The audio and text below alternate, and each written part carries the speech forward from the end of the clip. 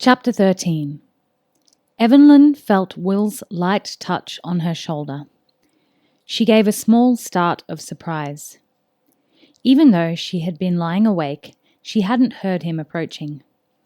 "It's all right," she said quietly. "I'm awake." "The moon's down," Will replied, equally softly. "It's time to go." She tossed back the blankets and sat up. She was fully dressed, apart from her boots. She reached for them and began to pull them on. Will handed her a bundle of rags he had cut from his blanket. "Tie these around your feet," he told her. "They'll muffle the sound on the shingle." She saw that he had swathed his own feet in large bundles of cloth, and she hurried to do the same. Through the thin wall between the lean-to and the dormitory, they could hear the sound of men snoring and muttering in their sleep. One of the Skandians broke out in a fit of coughing, and Will and Evanlyn froze, waiting to see if he had woken anyone. After a few minutes, the dormitory settled down again. Evanlyn finished tying the cloth bundles around her feet and stood, following Will to the door. He had greased the hinges on the lean-to door with fat from the cooking pot. Holding his breath, he eased the door open, letting go a sigh of relief when it swung silently. With no moon, the beach was a dark expanse and the water a black sheet, dimly reflecting the starlight. The weather had been moderating over the past few days. The night was clear and the wind had dropped considerably, but they could still hear the dull thunder of waves crashing against the outer face of the island.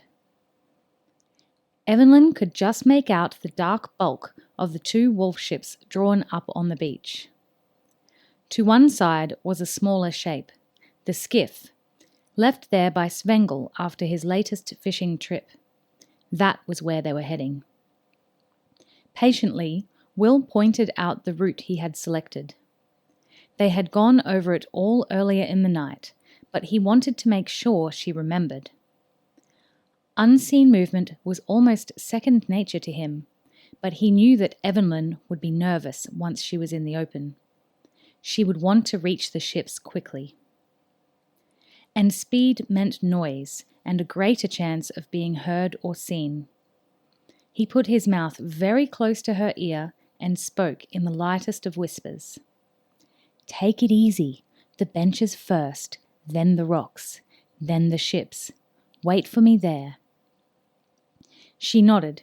He could see her swallowing nervously, and he sensed that her breathing was speeding up. He squeezed her shoulder gently. "Calm down, and remember, if anyone does come out, freeze, wherever you are." That was the key to it all in uncertain light like this. A watcher might miss seeing a person standing perfectly still, but the slightest movement would draw the eye instantly. Again she nodded. He patted her shoulder gently. "Off you go," he said. She took another deep breath, then stepped out into the open.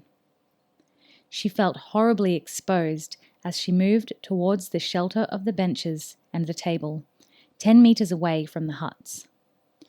The dim starlight now seemed as bright as day, and she forced herself to move slowly, placing her feet deliberately, fighting the temptation to rush for cover. The cloth padding on her feet did a good job muffling the sound of her footsteps. But even so, the crunching of the shingle seemed deafening to her. 4 more paces. 3, 2, 1. Heart pounding, pulse racing, she sank gratefully into the shadow of the rough table and benches. There was a small cluster of rocks halfway down the beach. That was her next goal. She hesitated, wanting to stay in the comforting shadow provided by the table. But she knew if she didn't go soon, she might never have the courage to move.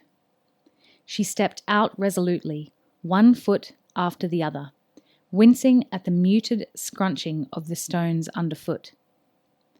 This part of the journey took her directly in front of the door to the dormitory. If any of the Skandians came out, she must be seen. She reached the shelter of the rocks and felt the welcome protection of the shadows wrap around her once again. The hardest part of the trip was over now. She took a few seconds to let her pulse settle, then moved off towards the ships. Now that she was nearly there, she wanted desperately to run. But she fought the temptation and moved slowly and smoothly into the darkness beside Wolf Fang. Utterly exhausted, she sank to the damp stones, leaning against the ship's planking. Now she watched as Will followed in her footsteps. There were scattered clouds scudding across the sky, sending a series of darker shadows rippling over the beach. Will matched his movement to the rhythm of the wind and clouds and moved, sure-footed, along the track Evanlyn had just followed. She caught her breath in surprise as he seemed to disappear after the first few meters, melding into the pattern of moving light and shade and becoming part of the overall picture. She saw him again briefly at the benches and then at the rocks. Then he seemed to rise out of the ground a few meters from her. She shook her head in amazement. No wonder people thought rangers were magicians, she reflected. Unaware of her reaction, Will grinned quickly at her and moved close so they could talk. "All right?" he asked in a lowered tone, and, when she nodded, "Are you sure you want to go through with this?" This time there was no hesitation. "I'm sure," she said firmly. He gripped her shoulder again in a gesture of encouragement. "Good for you." Will glanced around.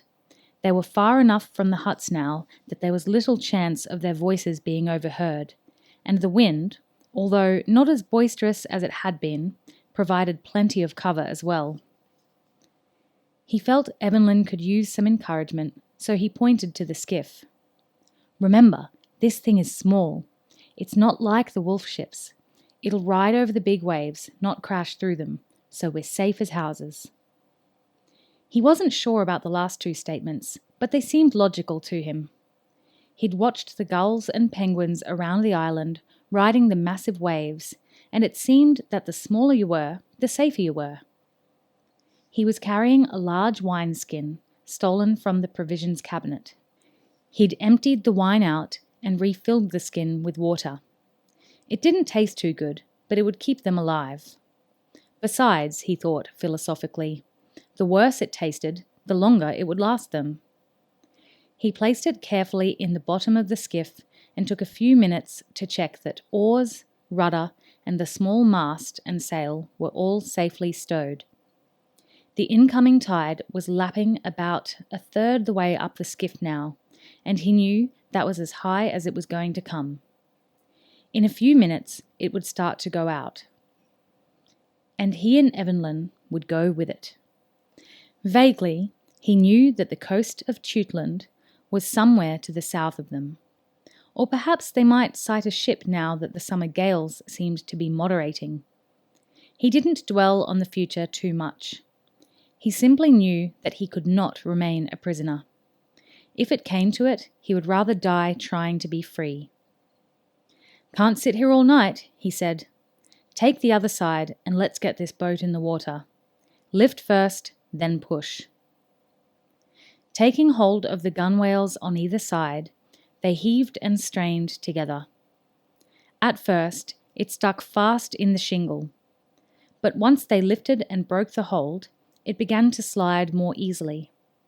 Then it was afloat, and the two of them clambered aboard. Will gave one last shove with his foot, and the skiff drifted out from the beach. Will felt a moment of triumph. Then he realized he didn't have time to congratulate himself. Evanlyn, white-faced and tense, was clinging to the gunwales either side of her as the boat rocked in the small waves. "So far, so good," she said, but her voice betrayed the nervousness she was feeling. Clumsily, he settled the oars in the rowlocks. He'd watched Svengel do it a dozen times. But now he found that watching and doing were two different matters, and, for the first time, he had a twinge of doubt. Maybe he'd taken on more than he could handle. He tried a clumsy stroke with the oars, stabbing at the water and heaving. He missed on the left-hand side, crabbing the boat around and nearly falling onto the floorboards. "Slowly," Evanlyn advised him, and he tried again with greater care. This time, he felt a welcome surge of movement through the boat. He recalled that he'd seen Svengel twisting the oars at the end of each stroke to prevent the blades grabbing in the water. When he did the same, the action was easier. With more confidence, he took a few more strokes and the boat moved more smoothly. The tide was taking effect now, and, when Evanlyn looked back at the beach, she felt a lurch of fear to see how far they had come. Will noticed her reaction. "It'll move faster as we get out into the middle," he told her, between strokes. "We're just on the edge of the tide run." "Will!" she cried out in an alarmed voice. "There's water in the boat!" The wrappings around her feet had prevented her feeling the water so far, but now it had soaked through, and when she looked down, she could see water surging back and forth over the floorboards. "It's just the spray," he said carelessly. "We'll bail her out once we're clear of the harbour." "It's not spray," she replied, her voice cracking. "The boat is leaking! Look!" He looked down and his heart leapt into his mouth. She was right. There were several centimetres of water above the floorboards of the skiff, and the level seemed to be rising. "Oh my God," he said. "Start bailing, quickly." There was a small bucket in the stern, and she seized it and began frantically scooping water over the side. But the level was slowly gaining on her, and Will could feel the boat responding more sluggishly as more and more water rushed in. "Go back! Go back!" Evanlyn yelled at him. All thought of secrecy was abandoned now. Will nodded, too busy to talk, and heaved desperately on one oar, swinging the boat around to head for the beach. Now he had to fight against the tide run, and panic made him clumsy. He missed a stroke and overbalanced again, nearly losing an oar over the side. His mouth was dry with fear as he grabbed at the oar, catching it at the last minute. Evanlyn, scooping frantically at the water in the boat, realized that she was spilling as much water back in as she was throwing overboard. She fought down the sick feeling of panic and forced herself to bail more calmly. That was better, she thought, but the water was still gaining on her. Luckily, Will had the good sense to move the boat sideways, back to the edge of the tide run, where the outflow was not as fierce. Free of the grip of the main current, the boat began to make better headway. But it was still settling deeper into the water, and the deeper it settled, the faster the inflow of water became, and the more difficult the boat became to row.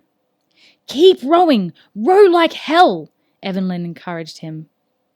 He grunted, heaving desperately on the oars, dragging the sluggish boat slowly back to shore. They nearly made it.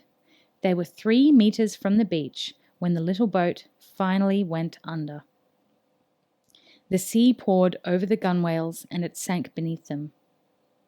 As they floundered in the waist-deep water, staggering with exhaustion, Will realized that, free of their weight, the skiff was floating again, just below the surface. He took hold and guided it back into the shallows, Evanlyn following him. "Trying to kill yourselves," said a grim voice. They looked up to see Irak standing by the water's edge. Several of his crew stood behind him, broad grins on their faces. "Jarl Irak," Will began, then stopped. There was nothing to say. Irak was turning a small object over in his hands. He tossed it to Will. "Maybe you forgot this," he said, his voice ominous. Will studied the object.